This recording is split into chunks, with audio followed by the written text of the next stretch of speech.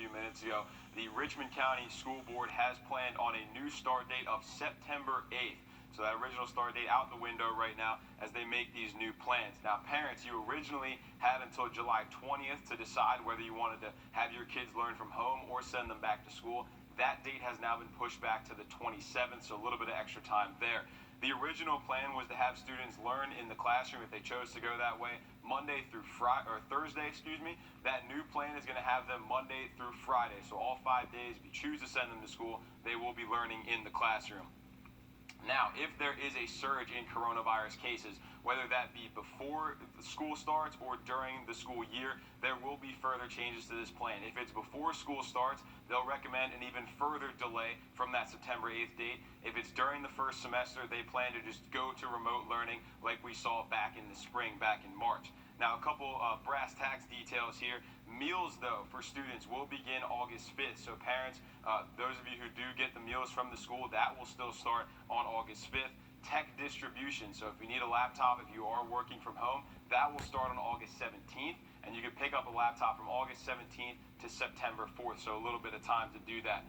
If a student gets sick, there is a whole process they are going through, recommendations from the Department of Public Health. They have guidelines there. There's a whole chart that the school board has put out, so they have guidelines if a student does get sick. And what do we do for the next month or so now that there is this delay? Some of you may be wondering that. There are some online resources for students, especially those high schoolers, SAT, ACT prep. You'll be able to access that online on your Launchpad account. You can go on there and they have online courses you can take. Also, the summer workbooks that the students got, there are more activities in there to keep students busy as we wait out that extra month. Teachers will also go to professional learning courses to help them with virtual learning online, and the school board thinks this will be helpful because it'll give them more time. Remember, back in March, we really only had 1 day to prepare for that virtual learning. This will give them a little bit more time to prepare and hopefully keep everyone better equipped for that virtual learning if it comes to that, and for those students who do choose to learn from home. On top of that, Columbia County, Aiken County, their school board meetings will be starting up shortly. Columbia County actually just getting started now, so we'll have those details, but that is the latest coming from Richmond County. Guys? That is a lot of plans that are in motion right now. Nick, thanks very much for the live update. So what about the class of 2020? We haven't forgotten about them, and we've been hearing from students today after Richmond County schools canceled their graduation. Instead, they were going to be holding virtual ceremonies and drive-thrus for students to pick up their diplomas. And seniors across the district, they are not happy with that. News 12 Sydney Heiberger is live now in downtown Augusta, where some students are protesting this decision. Sydney. Meredith, they've been out here for about an hour and a half now, and it is still going strong. I'm going to step out of the way to give you an idea here of what's happening. There are valedictorians, there are teachers, there are parents, there are general students.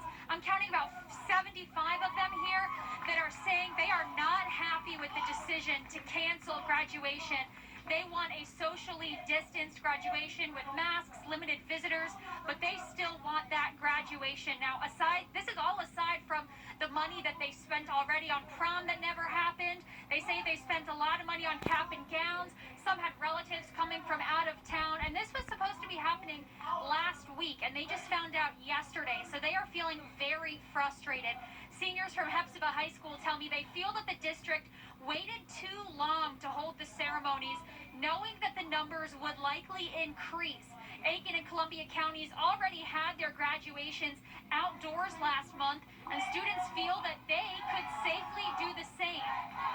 We all showed up here with a mask on. We completely understand the seriousness of the situation, but at the same time, we deserve more than a drive-through. We can still follow the CDC guidelines in the auditorium and still be spaced out and, have sanitation checkpoints and whatnot, and still celebrate together as a community.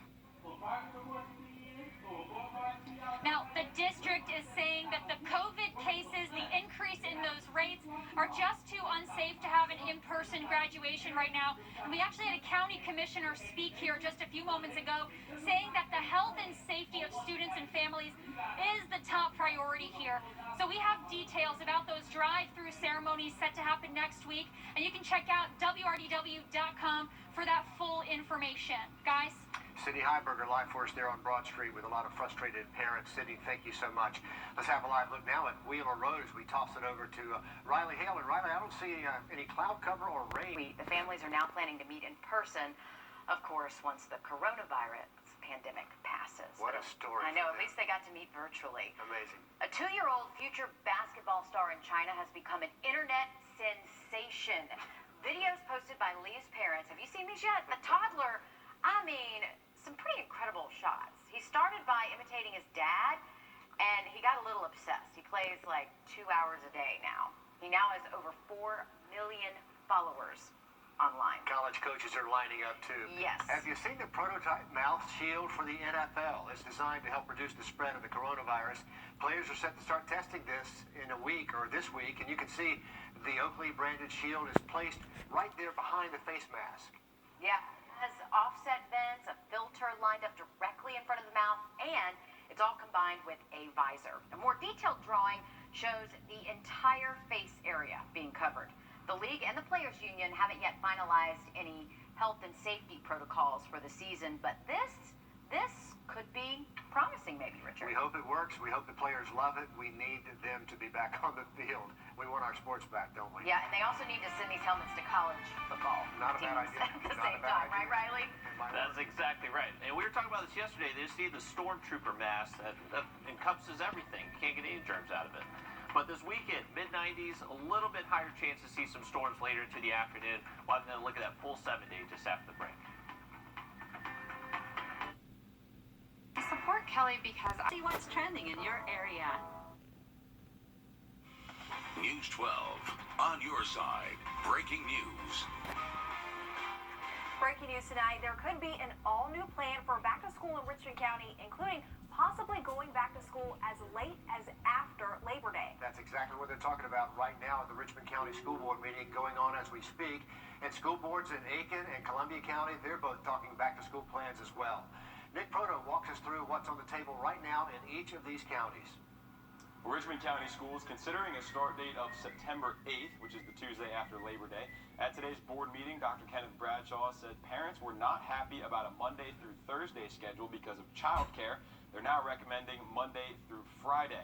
The school is giving parents until July 27th to decide between traditional face-to-face learning or virtual learning. That has changed from that July 20th deadline that it was originally had. Now let's break down this plan a little bit further. Now parents, if you do rely on those meals for students, those meal distributions will still begin on August 5th.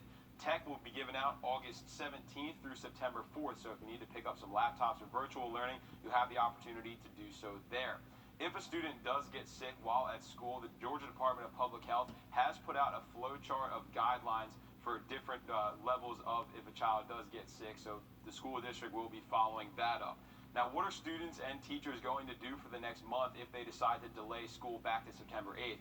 Well, students will be able to learn through their summer workbooks that they got back in March, or they'll be able to go online through their Launchpad account, and high school students can do SAT and ACT prep on there. There will also be some other courses for students to help learn. Teachers will be going to virtual learning courses as well, so doing a little bit of learning themselves. And the school district thinks that will help them better prepare, better than back in March when they had just 1 day to switch to virtual online learning. They'll have a little bit of extra time to kind of get ready and be more well equipped in case they do need to go online. Now, if there is a surge in cases, whether that is before the school year starts or during the school year, the Richmond County School District does have some plans for that as well. If it's before the school year, they've talked about possibly delaying the start of the year back even a little bit farther than September 8th. And if it is during that first semester, they have said they will go back to virtual learning like they did back in March. So I know that's a lot to unpack there for Richmond County parents. That's just coming into our newsroom within the past half hour. We have all of this information for Richmond County and for all of our school districts on our website. Let's talk about Aiken County school districts now. They're set to meet at 6 o'clock, so those meetings are just getting underway now. Their task force will present their plan to the board. We showed you that plan last week, and we'll show you it again right now. In phase 1, students are separated into groups and will only come to class once a week. In phase 2, 2nd through 12th graders have class in person twice a week. The younger students will go 3 times a week. In phase 3, those younger students will go to school 5 times a week, older students 4 days. And phase 4 is back to school as normal. Parents also have the option for their kids to work virtually, and the school district hasn't yet said what phase the school district will be in come the first day on August 17th. Columbia County School District also getting underway about 5:30, having their meeting, and they have a list of frequently asked questions online, so I sifted through those and found out some key points. The deadline to register for Learn From Home was back on July 1st. If you chose that option, you should receive an email with the schedule by August 3rd. Students will have to stick with their chosen model for the first 9 weeks for elementary and middle school students, the first semester for high school students. We've asked school leaders if parents don't feel comfortable with their child's situation, can they change? They say we haven't heard back on that, but their FAQ page says this: if the spread worsens, students can switch to Learn From Home. Masks will not be required for students and will not be provided by the school district if they don't have one. I've asked each of the districts the best way for their parents to get their questions answered. We haven't heard back yet from them about a point person or phone number for them to contact, but we put something together on our website for you, and our team is keeping an ear on all of our local board meetings, and we'll have the latest every half hour or whenever any big decisions are made.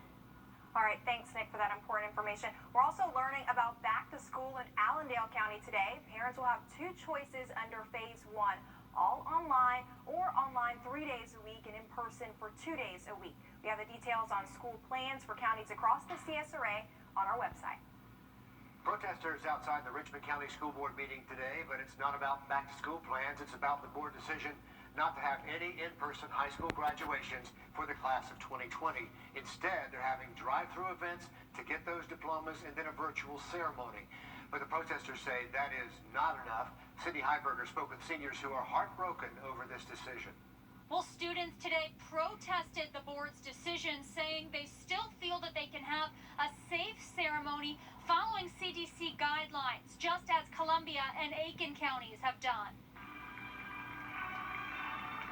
We completely understand the seriousness of the situation, but at the same time, we deserve more than a drive-through. Hepzibah High School seniors like Maya Williams and Jenna Morris say the decision had them in tears. I'm the first person in my family to graduate high school, and I had people coming in from Florida and New York just to come see me graduate. They were supposed to walk the stage just next week. Caps and gowns already purchased, invitations already sent. I have a lot of family that was looking forward to all of this happening. Although we were only able to invite 4 people at a time, a lot went down the drain. Columbia and Aiken County had their graduations back in May and June. They held outdoor ceremonies, limited guests, and socially distanced. We want them to know that we're fighting. This should have been taken care of 2 months ago instead of putting it off and putting it off. And fight they did, gathering outside the Board of Education building to protest the board's decision. Every board member has graduated high school, and they had a celebration, and they can't really tell us they know how we feel. Each high school's individual drive-through ceremony will take place next week. For information about specific dates and times, head over to our website, wrdw.com. Reporting in Augusta, Sydney Heiberger on your side. Augusta Tech is reopening on Monday. Students can meet with college staff and employees. You can make an appointment or do walk-ins. They have safety measures in place, including social distancing and requiring face masks. Classes start on August 24th. There are 3 options for students: in person, online, or a combination of both. A Richmond County deputy fired, and according to a news release, it was for sending documents to our I-Team's Meredith Anderson. The sheriff's office says Deputy Marlon Campbell violated county policy when the report says he shared information that may impair our ability to successfully prosecute cases. The sheriff's office says an investigation began after documents and videos were given to the media without authorization. The Internal Affairs investigation says Deputy Campbell accessed several documents through law enforcement databases. Internal Affairs investigators say Deputy Campbell denied he gave anything to the media, but then failed a polygraph test and later admitted to sending out information. And Meredith is here now to respond. As a reporter for our I-Team, I do a lot of digging. Sometimes anonymous sources hand me a shovel, other times they tell me where to use it. What we unearth sparks quite a bit of our investigations. We do this because not all agencies and not all public servants hold transparency in high regard. And to be fully transparent with you, I do not divulge any of my sources. Today is no different. To weather now as we have a live look at downtown Augusta on a hot and humid. Until we get to after sunset later tonight, we are expecting clear skies and lows down to the mid to low 70s by early tomorrow morning. Now, with the clear skies, another great opportunity to see the International Space Station. This is going to be visible tonight at 9:59 p.m. More on this and how you can see the comet Neowise in just a little bit. This, Justin, 2 people, including a teenager, arrested after a 23-year-old is killed. Marquand Doyle was found shot in a car here on Service Drive near Lake Olmsted Park. Marquez Warney and Louis Wigfall are now in custody and face murder charges. We're working to get their mug shots. A 17-year-old and a 16-year-old were also shot. They're expected to survive. A 10-year-old boy killed in a house fire. Now a man faces murder charges. He's accused of setting that fire on purpose. Brian Bowden Jr. is also accused of starting another house fire at his parents' house on Saturday. A witness told deputies he was standing in front of the home watching it burn. The incident report shows Bowden admitted to the fire at his parents' house. This is the other home in Warrenville where 10-year-old Kason Adams was killed. We're told he was spending the night with a friend when the fire started. Bowden is being held at the Aiken County Jail. 2 club car facilities here in the CSRA shutting down tomorrow after 3 workers get COVID-19. That's the one in Evans and the distribution center in Appling. Club car officials say their employees are quarantining at home, and tomorrow they will close operations to do a deep clean and sanitization of both facilities. They say they will resume operations on Thursday. Cases at local hospitals, the city is working to shut down 1 ICU so they can use it just for COVID patients. And as those beds begin filling up at our local hospitals, we take a look at which age groups are dealing with the most severe cases. We've told you 18 to 30-year-olds are seeing the most cases, but most of the time, they're not the ones being taken to the hospital. Here's a look at who is. The surge in cases now causes a surge in planning. This is like a really busy, bad middle of the flu season right now in the summer. During flu season, hospitals start filling up to capacity. The ICUs get a little stretched. Each area hospital reporting only a handful of ICU beds remaining. So for everyone's safety, we're limiting visitors. Believe me, we know how important family and visitors are to patients. So we're taking this measure really simply because of safety. University changing its visitation policy, and that's not the only safety measure officials are revisiting, converting hospital floors, opening additional COVID wards, and creating more ICU space, all to maximize capacity while COVID in the 2 states does not appear to be slowing down. The number of ICU hospitalizations and hospitalizations overall are up. But you have to interpret all of this very carefully. It is very easy to make the statistics lie. We found hospitalizations are rising. The raw numbers show that jump, but compared to the overall confirmed cases, Dr. Kuhl argues the percentage is still relatively small. Age groups 40 to 50 and 60 to 70 make up most ICU patients at AU right now. Plus, the hospital also notes a recent uptick in Latino COVID patients. Although not all of our local hospitals have released age and race demographics, the local healthcare community maintains hospitalization rates will continue to rise if precautions are ignored across the CSRA. An increase in cases means that there's more work for us to do in terms of communicating about the importance of wearing a mask. We all have to remain vigilant and realize it doesn't affect all communities equally. The latest COVID data reveals there are still ongoing disparities among race, age, and rural populations. Health leaders continuing to argue because the severe risks are high for some, communities should act as if the risk is great for all. And the risk is still there as coronavirus cases rise across the 2 states. Another huge spike for Georgia with almost 3,400 new cases today. 28 more people have died. In South Carolina, more than 2,200 new cases, and that includes 67 new cases in Aiken County, 44 new cases in Orangeburg County, and 23 more people have died. U.S. Senator from South Carolina, Lindsey Graham, now urging more South Carolinians to wear their masks. That's after meeting with the South Carolina Hospital Association today on the current situation in the Palmetto State. He called the meeting an eye-opener. Senator Graham said the Memorial Day weekend was, quote, a disaster in South Carolina. He said after the holiday, there has been a dramatic increase in the number of cases, and hospitals have had to deal with severe staffing shortages. The senator stressed that all South Carolinians if they're able to, should wear a mask when out in public. Nobody's asking you to go to Afghanistan and get shot. Just asking you to use common sense. The good news, this is a war where we can affect the outcome by small sacrifices. According to the state's health department, there are 203 people with COVID-19 on ventilators. We'll have great conditions again tonight to see the International Space Station and possibly Comet Neowise. Storm chances low the next couple of days, but looking higher for the weekend. Have a look at that full forecast coming up. And also ahead, maybe seeing a smiling face is a good way to get people to use hand sanitizer. We're going to check out some new technology a local team is working on right now. You were injured. That's 999-9999. Parents, just want to remind you we are listening in on 3 different school board meetings right now as our biggest counties talk back to school. Richmond, Columbia, and Aiken County school boards are all talking about their plans. Richmond County could see big changes in their plans, including not starting until September 8th. And classes would be Monday through Friday instead of Monday through Thursday. There's a lot more the proposal covers, including meal plans and what happens if someone shows up to school with COVID-19. We'll have those details on our website. We'll let you know as soon as we learn anything else from any of those districts meeting right now. And Augusta University is working on some new ways to encourage and remind people to stay healthy. It's coming through new innovation and some smiling faces. Brady Trapnell tells us about the fight to change attitudes. Our local health officials are fighting the battle against COVID inside the hospital, but now they're fighting the battle against perception with everyone outside.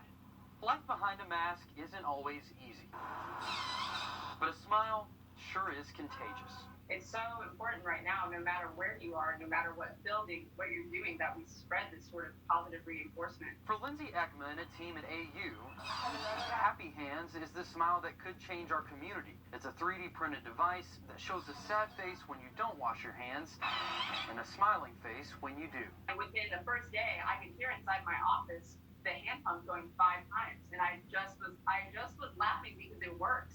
It's a potentially life-saving device that only cost about $20 to create, so they plan to put them throughout the hospital and even across campus for the fall semester.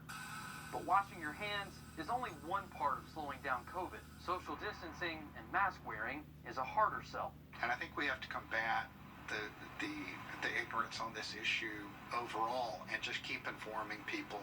Tell them what the science says, regardless of what the politics are. Dr. Cool says convincing people to do reasonable measures is the challenge. But Andy Hogger imagines a similar device could help with mask wearing. They'll let a smile change the world first. If it's one person who is benefiting from this device being implemented on the wall inside the university or the hospital, that's one more person for the better. AU says Happy Hands is an idea that's been in the works for about a year now, and they say they'll have the second prototype done in the next few days. Reporting in Augusta, Brady Trapnell on your side. AU Health says we all need to keep washing our hands more frequently and keep each other accountable for wearing masks and social distancing. Maybe a smile would help with that too. A simple reminder, very effective though. Let's head outside now. Hawk Cam with doing double duty. Riley, there's room for one more, I think. Could we squeeze one more hawk into this shot? I know. We keep saying they need to just form the nest, and we just need to have a constant live stream going of our tower cam here. But both of them have been hanging out this afternoon since about 2:30 earlier today. So they've been hanging out, enjoying a nice view over Aiken County. They haven't had to worry about any storms so far today. Just the heat has been our main weather hazard out there so far for today's Tuesday. Yes, today's Tuesday. 93 degrees this afternoon, and here just after 6 o'clock. It's still pretty hot and humid out there, and if you're firing up the grill, our temps are not expected to get below 90 until after 8 o'clock. So it is going to be pretty steamy out there if you're going to be cooking out, but hey, we're staying rain-free. And clear skies as well if you actually want to try to check out Neowise. Unfortunately, we were not able to see this last night because it was a little too low in the sky and we had some haze we had to battle. Now today it is expected to be a little bit higher, not a lot. I'm not guaranteeing you'll be able to see it, but if you want to try to check it out between 9:20 and 9:40 p.m., look towards the northwestern sky. You're really going to have that clear view of the northwestern horizon in order to see it, and hopefully we don't have as much haze out there tonight. In the International Space Station, this will have no issue whatsoever being able to see it. This will be fantastic later tonight. 9:59 p.m. is when it starts in the southwestern sky, and this is going to be a long, high flyover that lasts actually 6 minutes long. Low temperatures tonight going to stay in the mid to low 70s. It is going to be fairly seasonal for this time of year. Tomorrow afternoon, we're expecting hot highs again, just a couple degrees above average, mid to upper 90s across the board. And we know with the humidity, it'll likely feel just a tad warmer than that. And for the rest of the week, our high temperature is expected to be near normal for this time of year. Average high at 94. We should be within a couple degrees of that heading into the weekend. So not expecting extreme heat, but it is the summertime in the south, so we know the sun can be pretty brutal out there. The UV index is going to remain very high tomorrow afternoon, so be sure to wear that sun protection. And with the clear skies tonight, we actually should see generally clear skies again tomorrow. So a lot of sunshine out there throughout the day on Wednesday. That'll help us heat up a good bit, and still cannot rule out just maybe an isolated shower out there. But I would say most of us do stay fairly dry on Wednesday. Definitely wouldn't bet on any rain for your Wednesday, and most likely not even Thursday either. It's not until the weekend we finally start to really bump up those rain chances. This is looking more like our normal summertime pattern, so just a few pop-up storms later into the afternoon. Most of the day should be dry, though. Heading into next week, it looks like we'll hang on to our usual July pattern. If you're looking for something to do, a double feature tomorrow for free at the Big Mo Drive-In Theater in Monetta. The movies playing will be Black Panther and Creed. All you need is a pass and a mask. We have a link where you can get a pass on our website, but only the first 150 cars will get in. So show up early to make sure you get a spot. Everything opens up at 7 o'clock. The first movie starts around 9. Coming up for the junior colleges, football is not happening until spring, but for one of our local